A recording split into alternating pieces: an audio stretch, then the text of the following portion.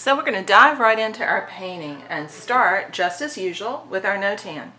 And because the blue, the ultramarine blue mixture, is going to be the most dominant of the shadow colors near the base of the forest, the edge of the wood, we're going to start our no-tan with that shadow color. So we're going to start with our tree line, which is high up here on the picture plane.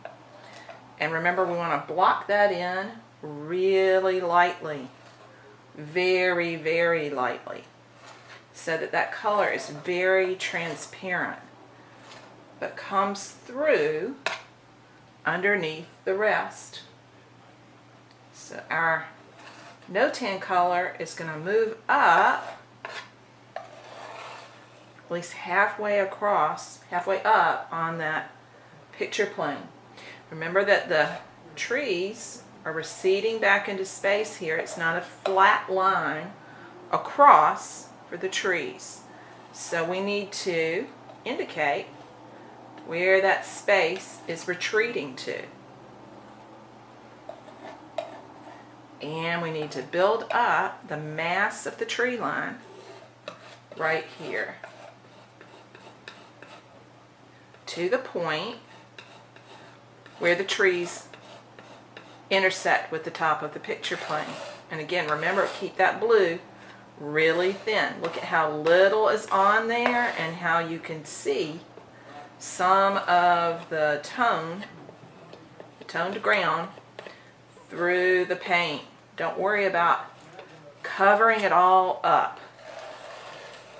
We're going to get that established quickly. Then we're going to go to our lightest light areas. And remember that we're going to start up here with our blue for the sky. It's not going to take very much because the sky is very, very light. And that comes across into this top area.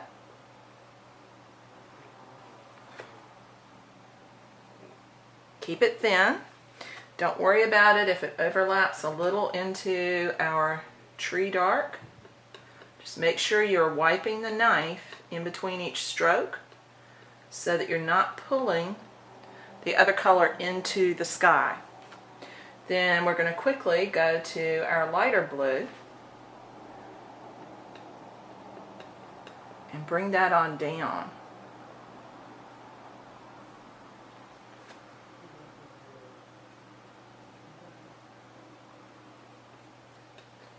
Into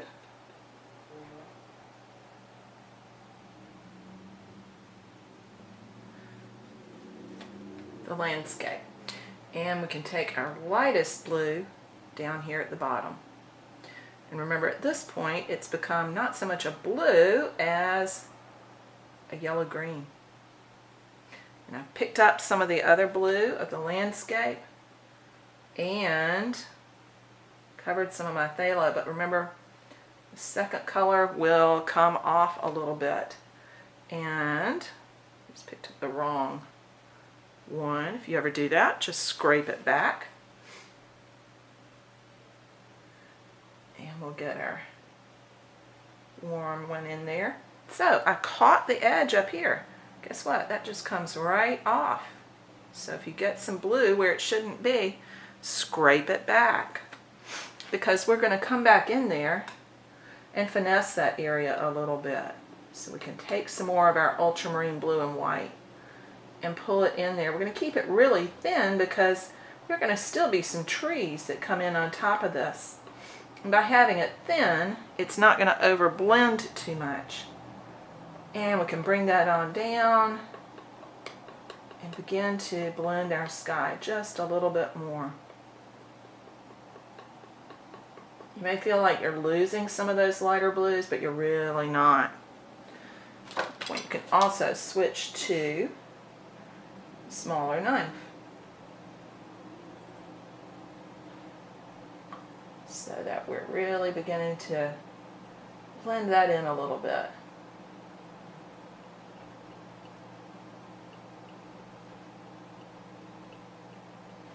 Do not over blend. This little mark right here actually works fairly nicely in creating the illusion of a little wisp of cloud maybe there on the edge. So there we have our sky. If you get thicker paint, you can pull some of that off and pull it down as we've done in the past into the land. Remember, when light overlaps dark, that dark stains, and you're going to be able to pull it right off. So there we have our sky. Now we're going to block in the main colors of our snow. And one of the things that's really interesting here is the variation in blue. It goes from ultramarine blue and white to phthalo blue and white to our lavender, depending on where the light is. So we're going to start blocking in our bigger area of snow over here with our ultramarine and white mixture, because that's the overall color here. Again, don't worry if you hit some of that darker color. You can pull that right on off. We're just going to block in this mass that comes up this way and breaks up that big area of snow. There's a strong diagonal here, and that diagonal comes from the shadow on the snow. So remember, not white, it's reflecting. It's reflecting both the color of the sky and the strong blue shadows in the landscape. And again, we're going to keep it fairly thin as we're laying it on, because there's going to be other color that goes on top. So it's really crucial to keep this first block in super thin. It's okay to scrape it back some. We're just getting the initial block in going. Then our next big area is going to be an area of lavender that goes right over here. It's going to, in the end, be more lavender blue, but it comes somewhere along like that. The reason it's lavender is because of the light striking there. It's warming it up just a hair, moving it over towards red. Then we can block in a little bit of the phthalo blue and white, which begins to dominate over here, just so we can remember where that ultramarine blue and white begins to change its tone, change its hue a little bit. Remember, we're practicing that art of seeing. Then as we block in the rest of the snow, we're going to use our warm white, which was just the ochre and white. Don't worry again too much about the join lines there. We're just going to quickly get that blocked in.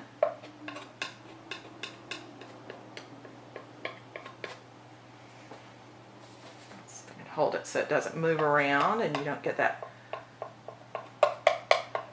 fuzzy action feeling going there. Again, just like before, keep it really thin because we're going to break that up a good bit. It's just the initial block in.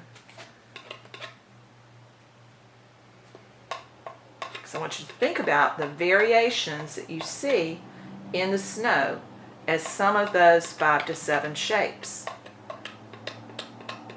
You'll notice that we're dealing with really simple, basic shapes here. Kind of wedges that are based on the way the light is breaking up the surface of the snow.